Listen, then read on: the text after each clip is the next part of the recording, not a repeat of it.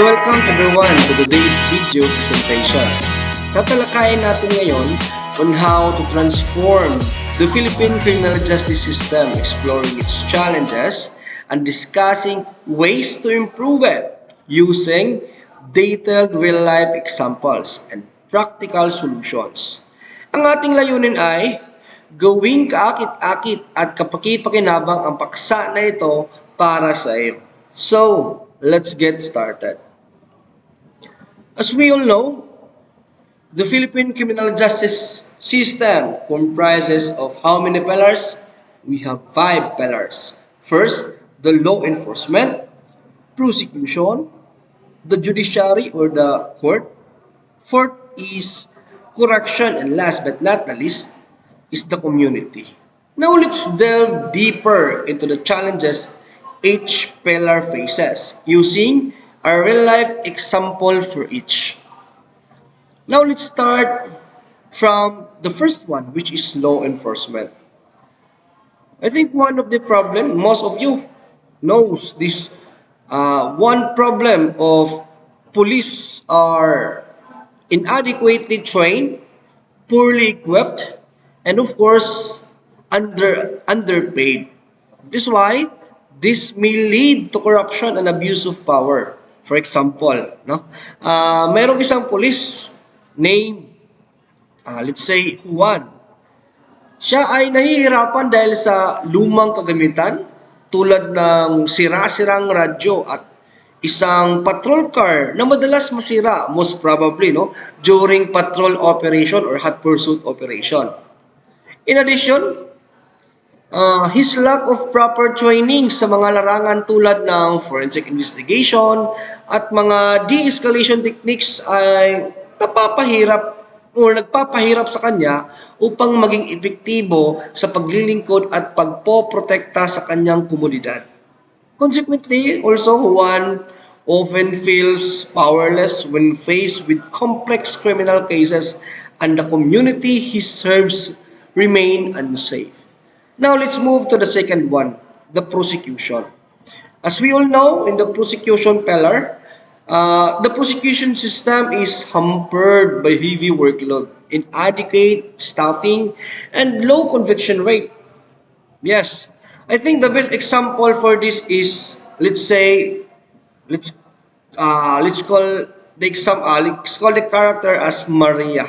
No, Maria is a prosecutor.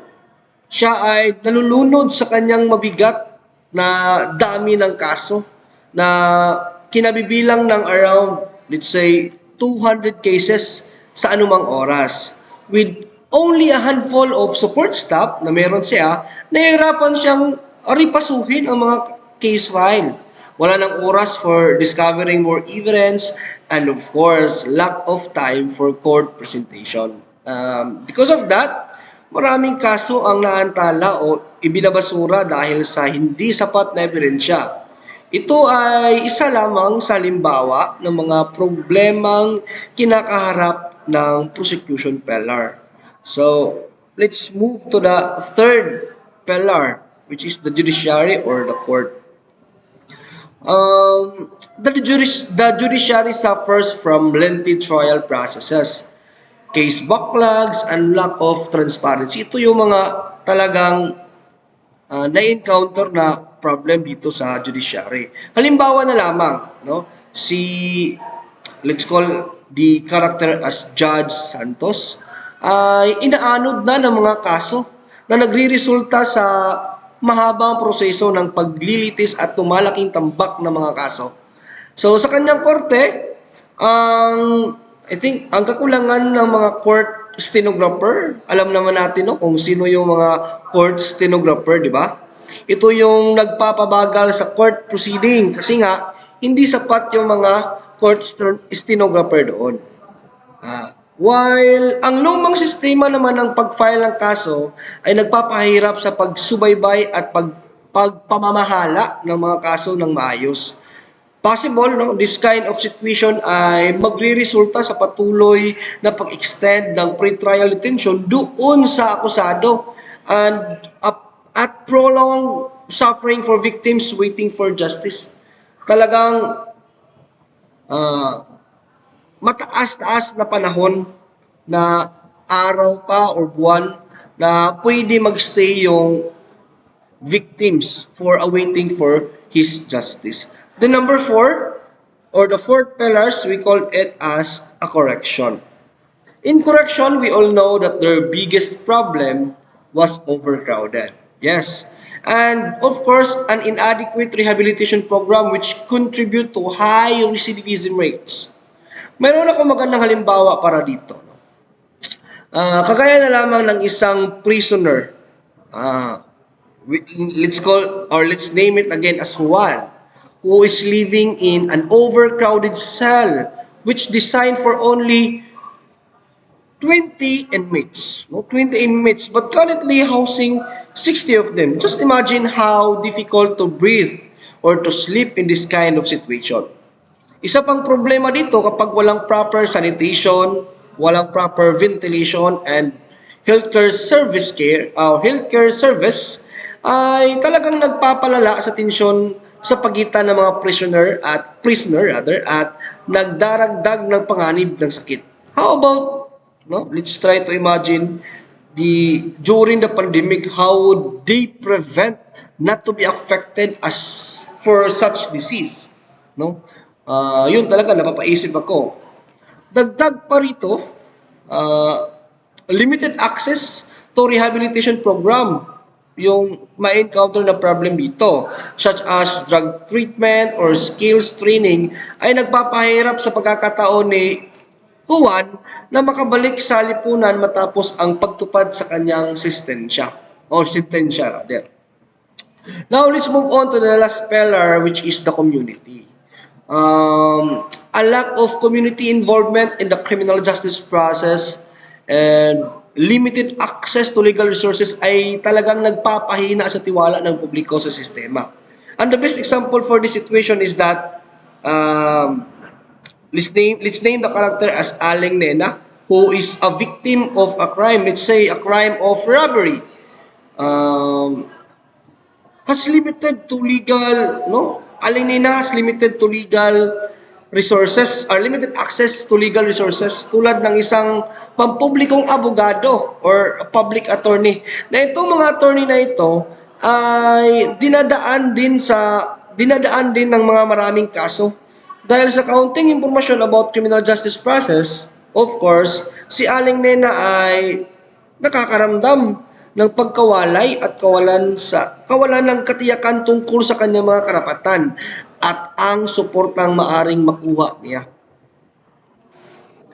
Ngayon, tuklasin natin ang mga mairirekomenda ko para sa pagpapabuti kasama ang mga detalyadong halimbawa upang ipakita ang bawat panukala sa pagkilos. My first recommendation is under the first pillar, to strengthen law enforcement. Example, no? If one who is a police officer, kagaya nga ng example natin doon sa first pillar, one who is the police officer in that scenario, receive comprehensive training in the professionalism, human rights, and community policy, diba? Which include courses on effective communication and crime scene management. Also, if one is now equipped with modern tools, such as body-worn cameras and reliable patrol cars na hindi na masisira during conducting operation. Ang magiging resulta nito, maaring maging epektibo si Juan sa paglilingkod sa kanyang komunidad, di ba? Sa pagtayo ng tiwala at pagtugon sa mga komplikadong kaso ng kriminal ng may kumpiyansa. Yun yung first recommendation dito sa law enforcement pillar. The second recommendation is dito sa pangalawang pillar, sa prosecution. We need to enhance the prosecution system. Kasi nga, kagaya doon sa example natin, if si Maria, yung prosecutor, is now supported by additional prosecutors and staff, reducing her caseload to a manageable level na kaya niyang ma-handle, yun lang yung para mas maging effective siya, di ba? She can now devote more time to reviewing case files, She now can have time to gather evidence and preparing herself rather, for trial. Additionally, by ensuring that prosecutors like Maria meticulously evaluate and select cases based on strong probable cause, the risk of convicting innocent individuals can be minimized. Yun yung magiging resulta. Maiwasan natin na maging or maiwasan natin na mailagay sa kulungan yung mga inosente kasi yun yung mga some issues na na-encounter dun sa prisoners. The third recommendation is of course dito sa court pillar or sa judiciary. This is just my own idea how to resolve this issue. No? For example, si Judge Santos kanina welcomes the addition, she welcomes the addition of more judges and court staff in in the courtroom, no, such as stenographer, which help reduce the case backlog, right?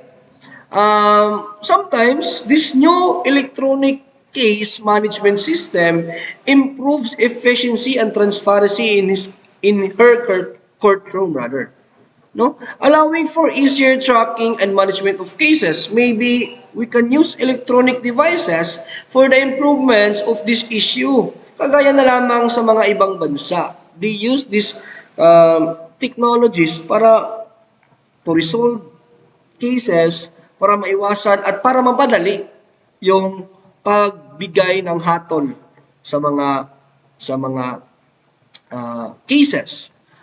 Doon, yun yung mairekomenda ko sa pangatlong pillar. Now, let's proceed to the fourth pillar. Maybe the best recommendation that I can offer is improve the correction system because there is probably a problem in correction system. Kagaya nga kanina, no? Si Juan again, no? She's the favorite character of this presentation. Let's say si Juan, who is the prisoner, now benefits from alternative sentencing option such as community service or probation. Kailangan marami yung pinagbigyan ng community service or probation para hindi maging overcrowded doon sa prison. Moreover, he should have an access to education, vocational training, and mental health services within the prison facility, di ba? Ang mga programang ito ay nagbibigay kay Juan ng mahahalagang kasanayan sa buhay at trabaho na naghahanda sa kanya para sa pagtagumpay na muling na muling pagsasama sa lipunan. May balik siya doon sa community at pagbawas sa magiging possibility na pagbalik sa krimen or likelihood become a recidivism. Yun yung magiging advantage doon. Last recommendation may be the community, no? The last pillar. We need to encourage community involvement kasi nga kulang sa involvement yung community. Let's say for example, kagaya ng karakter natin na si Aling Nena, which is the crime victim, no? Victim of robbery, which is now part of the community-based crime prevention program where she and her neighbors work together to report and prevent crimes in the area. Kailangan mag-report sila doon if there is a crime happen in their in their area, they should report to the respective agency that in charge, most probably the law enforcement. Also, the local government units dapat at saka mga NGOs should provide seminars and workshop to educate community members, no? To educate community members about their rights and the criminal justice process, maybe with better access to legal resources and representation. Kaya nga, si Aling Nena, if that happen, of course, ang magiging possibility na mangyari kay Aling Nena, makakaramdam na siya na mas kasali siya and also she feels supported by the criminal justice system, our criminal justice system. At ang kanyang komunidad ay nagiging mas ligtas na lugar upang manirahan. Yun yung advantage doon kapag merong community involvement talaga. Okay? So, in summary, the Philippine criminal justice system can be significantly improved by addressing challenges in each of its five pillars. Kasi ito lang yung mga nalalaman ko. And I know for sure marami pang mga karagdagan na mga gawain to improve our justice system here in the Philippines. Also, our real life examples kanina illustrate the profound impact these reforms can have on individuals involved in the system. Again, by implementing this recommendation, we can build a more efficient, transparent, and effective criminal justice system that upholds the rights of both victims and offenders. That's all, and thank you for joining me today, and I hope you found this presentation engaging and more informative. Salamat, Ikso.